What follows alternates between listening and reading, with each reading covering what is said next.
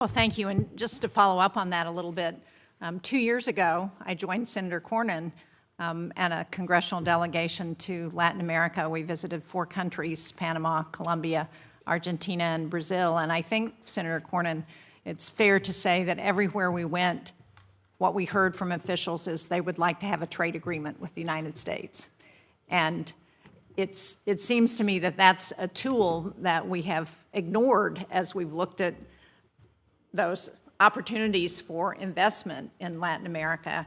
And so could both of you speak to the importance of trade agreements and what we should be thinking about and why that would be helpful for us to look at those as opportunities for American investment in Latin America? And I'll ask you to start, Ms. Myers. Certainly. Thank you, Senator. Yes, I mean, as we know, and as was mentioned in the opening remarks, China's trade engagement with Latin America is expansive, especially in South America. It's the top trade partner for most of the countries in the region at this juncture.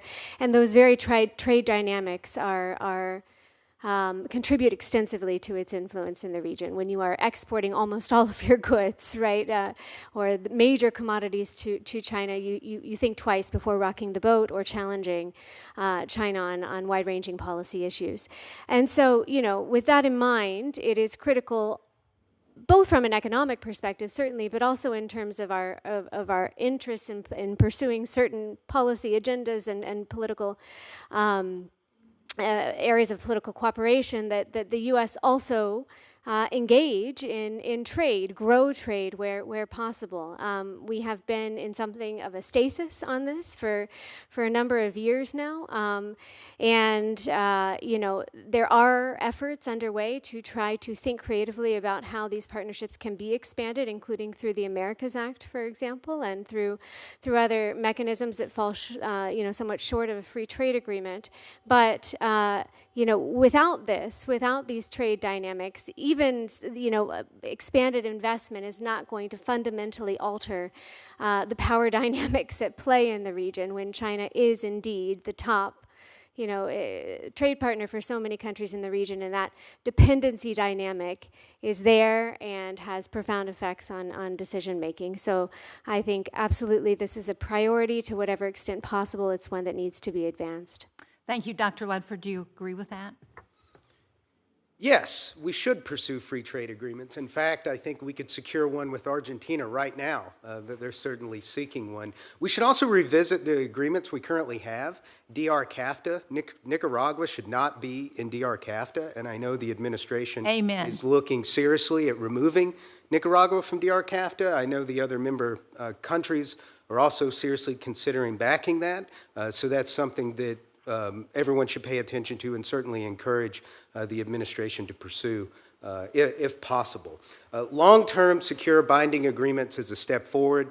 We're not going to change the balance in the trade dynamics in Latin America vis-a-vis China in the near term, but if we don't do anything, we will just continue to lose economic ground in our own hemisphere. Thank you. Well, and staying with you, Dr. Ledford, you noted in your essay last year, America's First, Reorienting U.S. Foreign Policy, that Russia sought to exert anti-American influence throughout Latin America and the Caribbean. And they've done that through a range of things. Launching propaganda about Russia's war in Ukraine has been one of those. So are you continuing to be concerned about Russia's malign influence in the hemisphere, and what steps can we take to counter that influence? As we're thinking about the war in Ukraine, is there anything that we think is relevant to what's happening now in terms of peace negotiations that those Latin American countries can be helpful with? Yes, I'm very concerned about Russian malign influence in the Western Hemisphere. I think first and foremost, we can continue to isolate the countries they're most closely associated with, Venezuela, for example, and Cuba. It's, as far as the effect from the Ukraine war, I'm not prepared to comment on that. I don't know enough about any sort of Latin American influence on that. Although I will say that Russia uses economic coercion to further its aims. It has pressured Latin American countries not to support Ukraine in its defense against Russian aggression, Ecuador being the most striking case in which Vladimir Putin refused to buy bananas because Ecuador was going to ship old weapons in exchange for new weapons with the United States. So it actually prevented the United States from combating gangs that are destabilizing Ecuador. Thank you. I just want to, I'm over my time, but I just want to follow up really quickly because last week the United States sided with Russia in a resolution before the UN condemning Russia's invasion in Ukraine. And we sided with countries like North Korea and Nicaragua, some of those countries that are adversaries with respect to most issues that we're working on. What kind of message does that send to the other countries in Latin America?